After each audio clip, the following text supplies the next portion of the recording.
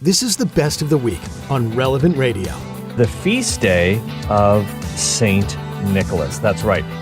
There are a lot of legends surrounding him. How do we separate truth from fiction when it comes to Saint Nicholas of Bari? And by the way, one of the most famous stories about Saint Nicholas is that he allegedly knocked out Arius, who, by the way, would have richly deserved such a thing. I don't advocate physical violence, except for when it comes to Arius, because he did deserve it, because he, of course, was the arch heretic. He essentially said that Jesus wasn't God. He said that he was created. Yeah, the greatest creation, but he wasn't God. He didn't exist from all eternity. And this, you guys have no idea. This almost destroyed the entire church. Now, you church history buffs know this very, very well. But at one point, over half of the bishops in the world believed this heresy. This guy was very good. He was very good at Scripture. And this is why the Bible alone is not a good idea, because Scripture can be twisted, it can be manipulated, and he would make a biblical case, cherry-picking verses here and there. And it was a very convincing case for his argument that Jesus was not God. And it almost destroyed the church. And this is really one of the reasons why the Council of Nicaea was called. They fought over this, literally, apparently, at the Council of Nicaea. And it is said that St. Nicholas of Bari, who had been imprisoned and had been tortured for the Orthodox Catholic Christian faith. Now, there were fistfights at the Council of Nicaea. There actually were. It was almost like a WWE Royal Rumble, guys jumping off the top rope, chairs were thrown, that sort of thing. And because of the fact that passions were running high, the church had been brutally persecuted under emperors such as Diocletian. And of course, St. Nicholas of Bari was one of those guys who was persecuted and tortured under his reign, spent about 5 years in prison. And there were guys at the Council of Nicaea who were literally missing their eyeballs, missing limbs. They had been just absolutely mauled. They had been just abused in every possible way for the faith, and they never gave it up. And then there were other people who were a little bit on the soft side, let's put it that way, and they had suffered for the true faith. They were not going to stand for this. So there's lots of accounts of the strife that took place at the Council of Nicaea. Now, whether or not the Arius punch ever happened, apparently it's a bit of an ecclesiastical urban legend. And there's some other facts that we need to know about the real St. Nicholas. So let's dive in. And Michelle LaRosa, writing for The Pillar, came up with a list of 6 things to know about the real St. Nick. And he became a bishop when he was quite young. As LaRosa writes, there's no historical documents about the youth of St. Nicholas. So there's a lot of legendary tales about him, but nothing that we can pin down with any historical accuracy. But according to tradition, he was still pretty young when he was appointed the bishop of Myra, which is now located in present-day Turkey. This was in the 4th century. So his uncle apparently had also been, by the way, Bishop of Myra, and kind of his nephew took over this mantle. And St. Nicholas of Myra was very well known for his generosity and for his liberal giving. And this is part of where the idea of gift-giving Santa Claus kind of comes from. There's a very famous legend, and again, whether it's true or not, we don't really know for sure, was that he secretly paid the dowries of 3 young women who were facing, unfortunately, they were going to be condemned to a life of prostitution because they were too poor to produce a dowry to actually get married. Well, he fixed that problem, and he was able to save these women, provided their dowry. But we don't really know. It could fall under one of the many legends about him. But we do know for sure that he was, this is the second thing, that he was imprisoned and in all likelihood tortured for his faith. And he actually we have some pretty good evidence that he bore the marks of that torture on his body. One of the things that St. Paul said in the New Testament was, he basically said, I don't want to take any guff from anybody because I bear on my body the marks of Jesus. He had been persecuted, he'd been beaten, he'd been stoned and left for dead, all kinds of terrible things that happened to Paul because of his faith. And he says this in his letter to the Galatians, hey, let nobody give me any trouble because I bear on my body the marks of Jesus. Well, St. Nicholas could say that as well. And during Diocletian, the Roman emperor, unleashed a brutal persecution against the church before it was legalized, of course, by Constantine, around the time of the Council of Nicaea. But he never renounced his faith, even under torture. And Constantine, actually, when he got into power, and of course the conversion of Constantine actually got him out of prison, kind of I guess you could say an emperor's pardon, like a presidential pardon. And he was released. After he died, and St. Nicholas, this is the next thing, St. Nicholas died in the year 343. This is the third fact about him. He was actually buried in Turkey, in modern-day Turkey, but that's not where his body is now. He died in 343 AD, and he was buried in the cathedral in Myra. And in fact, a couple centuries after that, in about 520 AD, they built a brand new church, the Church of St. Nicholas, atop his grave, somewhat like St. Peter's is built over the bones of the fishermen in Rome.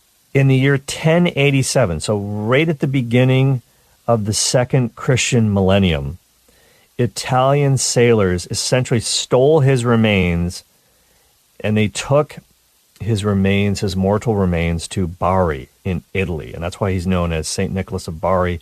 That's where he was kind of reburied, and that's where his remains are right now in the Basilica of St. Nicholas in Bari, Italy.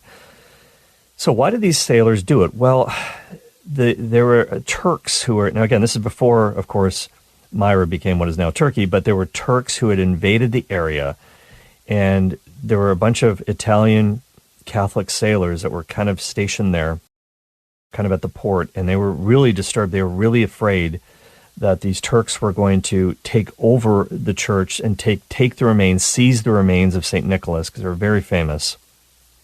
Because there was a certain miracle that was said to occur, but these sailors were just terrified that the body would be either desecrated or maybe sold or, who knows what. So they kind of decided to take matters into their own hands. They took the remains of St. Nicholas out of the church, and they brought it back with them, his corpse, to Italy. And so it was reburied. But even when it was buried in what is now Turkey, in Myra, the first time he was buried, his body was said to exude this sweet-smelling liquid. And every day, even to this day, this continued on after they transferred the body to Italy. And every year on this day, on his feast day, on December the 6th, they actually retrieve some of this liquid, and they'll put it in little jars, and you can actually buy them. And miraculous healings have been attributed to this liquid. Now, some scientists are kind of like, I don't know about this. They think it's just condensation, because a body sort of buried underground, it's kind of dank, they think it's just kind of condensation in the coffin, but is it really? I'm going to leave that question open, okay, whether or not there's something supernatural going on here. But Michelle LaRosa actually kind of looked into this, and I don't know if this is still the case, but a few years ago, for €1, for donating €1 to the Basilica of St. Nicholas in Bari, Italy, you could actually order a pre-filled glass vial. And it's got like a nice little sort of metal image, of, it's almost like a holy metal or something, of St. Nicholas on the front of the bottle. And for €1, you can get actually some of this miraculous liquid. And here's another thing too.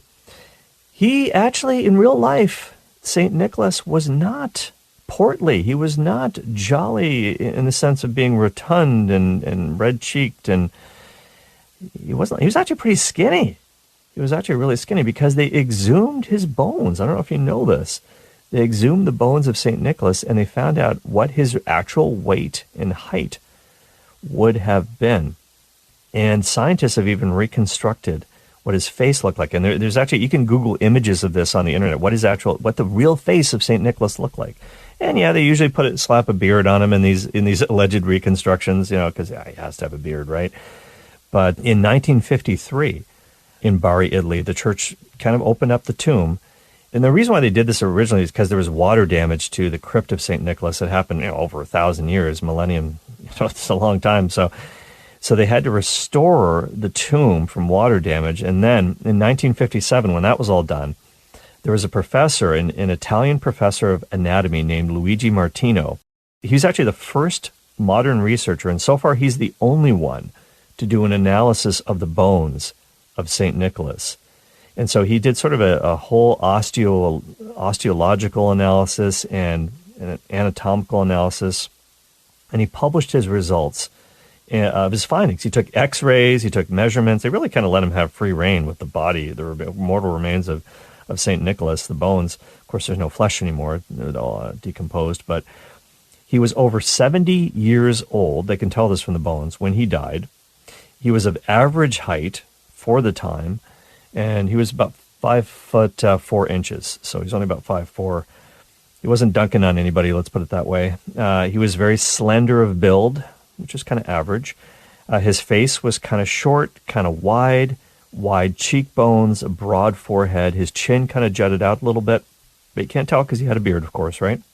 His nose was about medium width, but his nose had been broken. It had been fractured. And why is that? Some people think, well, maybe Arius punched him back. We don't know that for sure.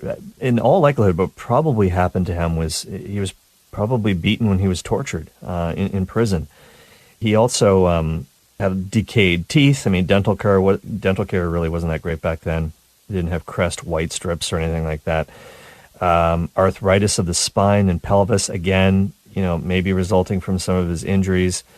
Really interesting that they did this analysis of the skeleton. You can find actually images of that online too, of Professor Luigi Martino actually looking at the skull of the real Saint Nick. How about that? It's unbelievable. One last little fact about the real Saint Nick. He's the patron. Lots of saints are patron saints of a lot of different things. For some reason, Saint Nicholas is the patron saint of wolves. I don't know why that is. You would think deer, maybe reindeer, but falsely accused prisoners, of course, from his time, locked up for his faith. He's also the patron saint of Russia. You might know this. They have a great devotion to St. Nicholas there.